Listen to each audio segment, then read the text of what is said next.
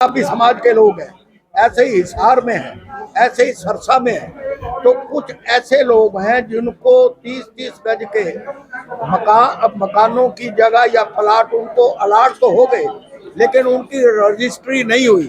जब तक रजिस्ट्री ना हो तो उनको 10,000 का बैंक से लोन भी नहीं मिल सकता।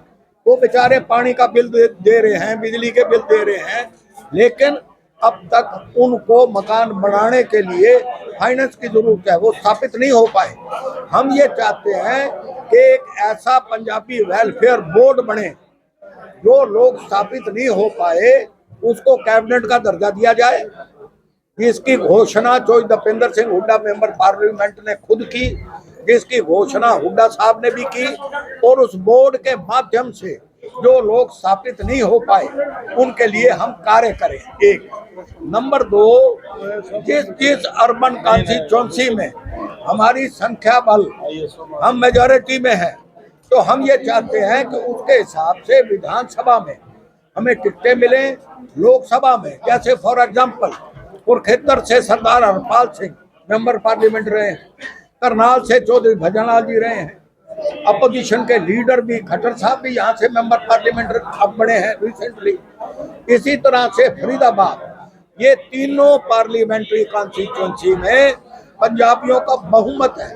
हम ये चाहते हैं कि इन 3 लोकसभा की सीटों में हमें कम से कम 2 सीटें तो हमारे समाज को मिलनी चाहिए। राज्यसभा की 1 सीट हमें मिलनी चाहिए। जहाँ जहाँ अर्बन कॉन्स्टिट्यूंसी में हमारा वर्चस्व है, हमारी मेजॉरिटी है, वहाँ पर विधानसभा की टिकटें मिलनी चाहिए। कारपोरेशन में हमें संख्या बल के हिसाब से कारपोरेशन में जगह मिलनी चाहिए। जो हमारा बैकलॉग पिछले 35 साल 40 साल नौकरियों में हो गया था, अब हमें वो बैकलॉग हमारा पूरा होना चाहिए। चाहे नौकरियों की बात हो, चाहे बैकडोर से यूनिवर्सिटी के अंदर एंट्री की बात हो, चाहे कुछ भी हो। तो मेरे कहने का भाव ये है कि अभी 14 तारीख को चीफ मिनिस्टर नायब सैनी ने यहाँ पर मीटिंग करके कि वहाँ पर स्मारक बनाया जाएगा, एक अनाज मंडी में एक शेड के नीचे उन्होंने मीटिंग की। मैं ये कहता हूँ कि जब वो घोषणा कर रहे हैं कि पंचनंद ने उनको 25 एकड़ जमीन दी कुरुक्षेत्र में और 200 करोड़ से वो स्मारक बनाया जाएगा, मैं उनसे पूछना चाहता हूँ, जो लोग मंच पे थे, चाहे उसमें सुधा जी जो लोकल बॉडी के मिनिस्टर हैं आज के दिन, जो वहां पर अपना धर्मदेव जी जो पटौदी के वहां के संचालक हैं, सैकड़ों करोड़ रुपया पंजाबी समाज के नाम के ऊपर इकट्ठा हुआ और 3 बार मनोहर लाल जी खट्टर ने इसकी अनाउंसमेंट की। और मैं उनकी डेटें भी आपको दे सकता हूँ कि यहाँ पर स्मारक बनेगा, 250 करोड़ रुपए लगाया जाएगा। क्या 10 साल तक आपने एक ईंट भी वहां पे रखी? अब सिर्फ वोट की राजनीति की वजह से वो इस किस्म के झूठे आश्वासन दे रहे हैं और लोगों को भाईचारे को खत्म करने की बात कर रहे हैं। इन सारे मुद्दों के लिए हमने जो 18 तारीख का एक बहुत बड़ा सम्मेलन जो बुलाया है, उसके अंदर मुख्य अतिथि भूपेंद्र सिंह जी हुड्डा होंगे, उदय भान जी होंगे और उसकी चेयरपर्सन अशोक अरोड़ा जी होंगे और उसके कन्वीनर अशोक मेहता जी मेरे साथ बैठे हैं, ये होंगे। और हमारे भीम मेहता जो एक्स मिनिस्टर रहे हैं, इसी तरह से शादीलाल जी बत्रा, भूषण बत्रा जो रोहतक के एमएलए हैं, और तमाम पूरे प्रदेश के जो पंजाबी समाज के दिग्गज नेता हैं, राज बब्बर जी, वो सब वहां पर शिरकत करेंगे और बहुत बड़ा सम्मेलन होगा और अपने समाज की समस्याओं को उनके सामने रखेंगे। और मैं कांग्रेस में मेरी 2 मिनट, मैं ये कहता हूं कि 1947 के बाद कांग्रेस ने ही हमारे लोगों को स्थापित किया, हमें क्लेम दिए, हमें सेटल किया। कांग्रेस को ही वो श्रेय जाता है लाखों लाखों की संख्या में। मैं ये कहता हूं कि जो बातें हम रखेंगे वो कांग्रेस पार्टी की सरकार बनने जा रही है बहुमत के साथ, और वो बातें पूरी करेंगे। हमारा स्टैंड कायम रहेगा और अपनी बात में हम टिके रहेंगे और अपने समाज की मांगों को पूरा करवाएंगे। तो हुई ना, कांग्रेस बाद में नहीं बनी, 1947 के बाद हुकूमत, सुनिए मैं जो कहना चाहता हूँ, 1947 के बाद कांग्रेस जब से वर्चस्व में आई, हमारे समाज को, आज हमारा देखिए पूरे वर्ल्ड में छाए हुए हैं। आज चाहे बिजनेस हो, 3 हमारे आर्मी चीफ रहे हैं, कितने बड़े बड़े हमारे जर्नलिस्ट रहे हैं, कितने बड़े बड़े हमारे उद्योग रहे हैं, प्रधानमंत्री सरदार मनमोहन सिंह जी रहे हैं, इंदर कुमार जी गुजराल रहे हैं, गुलजारी लाल जी नंदा रहे हैं। आप हमारे प्रदेश के अंदर हम 11 मैं भी मंत्री रहा हूँ चौधरी भजनलाल की गवर्नमेंट में, 11 वजीर रहे हैं, 14 MLA रहे हैं। और जब चौधरी देवीलाल ने डॉक्टर मंगल सैन से समझौता किया था, आपको याद होगा, 14 MLA बन के आए थे।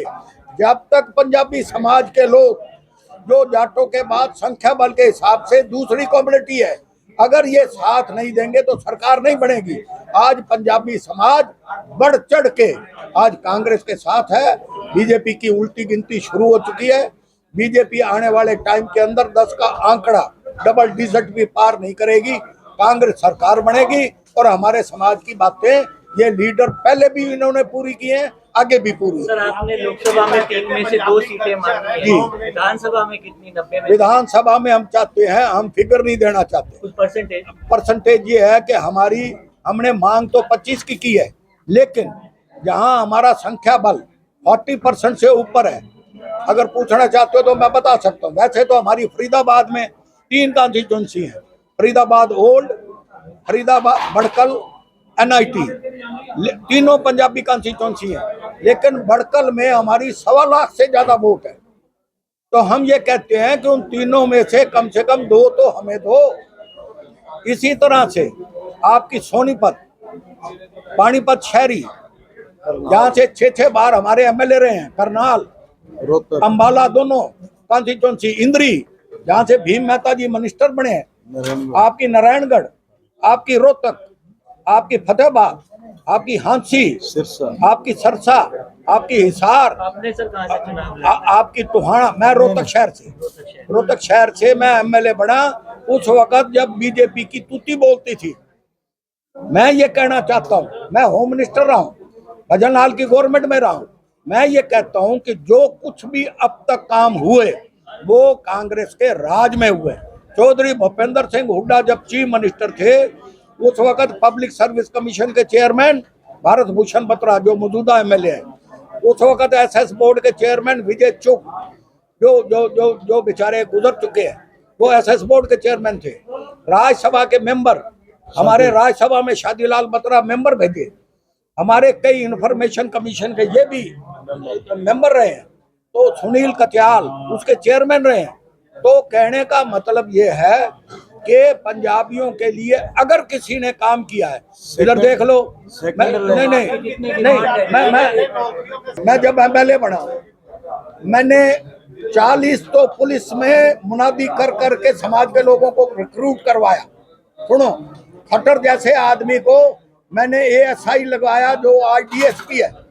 हमने धवन जो SP रिटायर हुआ उसको मैंने ही लगवाया। मैं आपको कितने नाम गिनाऊं जो एक्सीएन है आज, जो आज। जी बताइए। ये बिल्कुल सरासर गलत है। उन्होंने पूरे प्रदेश के अंदर समानता के हिसाब से नौकरियां मिली, डेवलपमेंट हुई, चौमुखी विकास हुआ।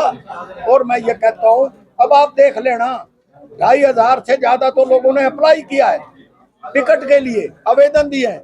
आज बीजेपी की तरफ उनका दरवाजा देखने को लोग तैयार नहीं है। एक मैं please, sorry for interruption, Manohar Lal ji Khattar 10 साल चीफ मिनिस्टर रहे,